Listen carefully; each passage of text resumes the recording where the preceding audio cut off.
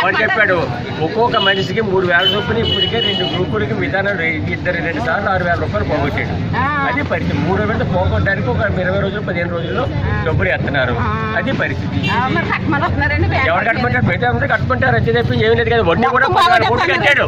ఆయన చెప్పిన మాటకి వడ్డీ కూడా మీ మీద భారం ఉండకూడదని చెప్పేసి 14 రూపాయలు వడ్డీ కట్టింది మీ మీద.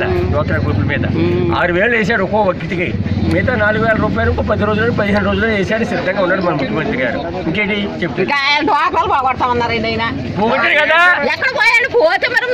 ఎవరు చెప్పారు నీకు? 6,000 రూపాయలు తీసుకున్నావా లేదా?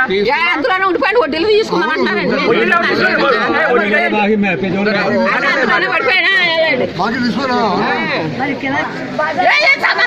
ఓట్లు కొట్టారా?